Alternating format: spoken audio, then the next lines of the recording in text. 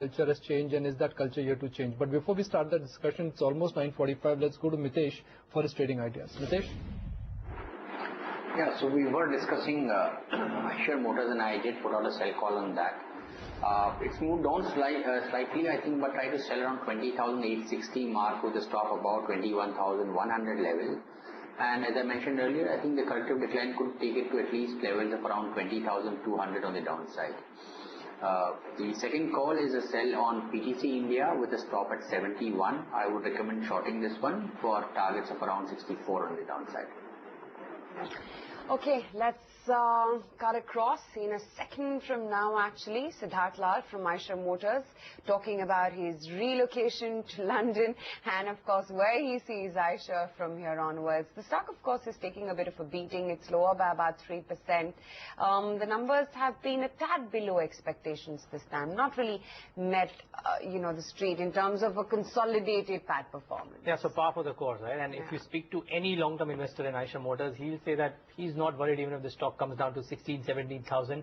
Any dips will be used to bought. I think Kartika Capital actually mentioned a price target of ₹1,00,000 as well. I mean, and while it may look stretched, maybe 10 years from now we'll be smiling that this was actually mentioned a few years ago. 800, 1,600 look at stretch, at 3,200 look at stretch. When it was 8,000, I thought, that's it. 8,000 has become 21,000. I read a wonderful note. I think you forwarded it to me by a professor in Delhi. And he had mentioned about Sanjay Bakshi. He mentioned about the strongest regards for him. Yeah. Okay, but let's cut across to Eicher Motors right now. The April to June quarter in our calendar year. I'm very happy to share the financial results and the performance of the company in the second quarter of 2015. I'll start with an update on Eicher Motors Limited's consolidated results, financial performance of Q2. We posted once again our highest ever net income of rupees 2,917 crores, which is a 30% growth over the Q2 of last year of 2,245 crores. And we posted an EBIT of 352 crores, that's for the consolidated Eicher Motors Limited, which is an increase of 54% over Q2, and an EBIT margin of 12.1%, which is also the best of any quarter in our consolidated performance. This is once again, it reinforces the extreme strong business and resilience of both the VECV business, which is our joint venture with Volvo, and of course Royal Enfield, our motorcycle business. Moving on to the standalone financial performance in Q2, the standalone which relates entirely to the Royal Enfield business, it's once again been the best ever quarter for Eicher Motors standalone. We've had a quarterly income of over 1,000 crores, so that's 1,097 crores, which is an increase of 47% over the 746 crores in the Q2 of 2014. This quarter we posted a best ever EBIT also of 267 crores, which is a 53% improvement over Q2 of 2014.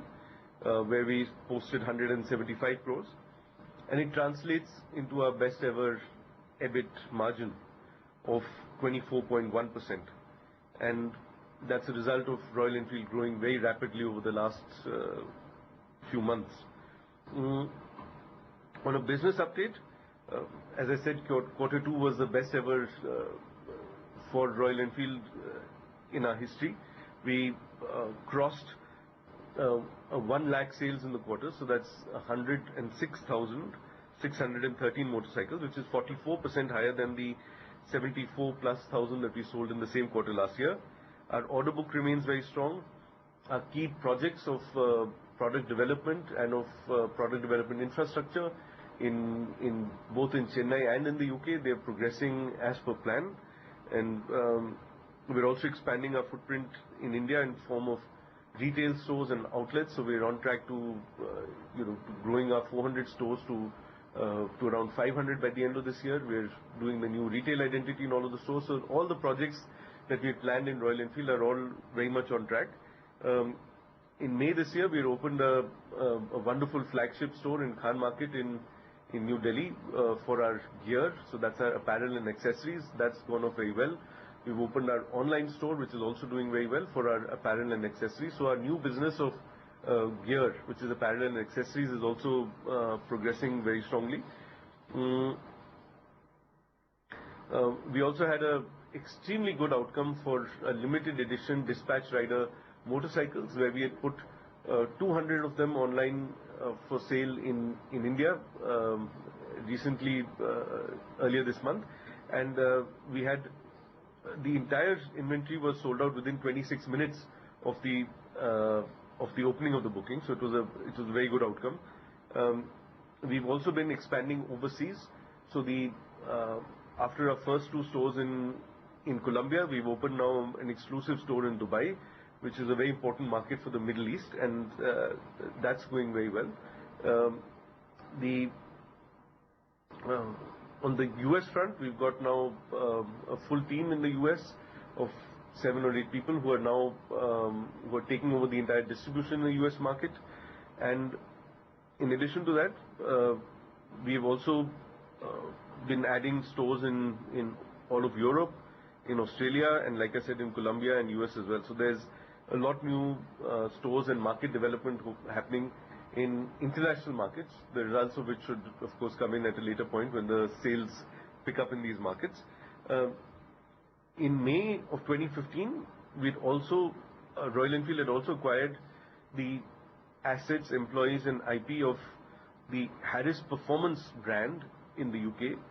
Harris Performance has deep expertise in chassis development. We've been working them for 5 years on chassis of our new products, and they now become a part of our team, and they were the ones who helped us develop the Continental GT chassis, and they're working very closely with us as a part of our team now to develop the chassis and support us in development of the new products which we're doing in our UK Tech Center. So they're already in progress on those fronts. And as always, we continue to invest heavily in all our front-end activities, in international market development, in capacity creation, and in product development. An update on our joint venture, VE Commercial Vehicles Limited, which is in the trucks and buses business in India and other emerging markets. The commercial vehicle industry has started to show some signs of recovery in Q2 of 2015. The industry sales were over 90,000 units, which is 5 ton and above, which is a growth of around 19%. And in Q2, Eicher Trucks and Buses had a sales volume of over 12,000 units, which is 5.5% higher than the previous quarter. Coming to segment-wise performance, in 5 to 14 tons, we sold 4,838 units, which is 6% higher than the same quarter last year, versus the industry, which has grown by 3%. Therefore, we've gained 1% market share from 32% to 33%, which is in the 5 to 15 ton light and medium duty truck market in India.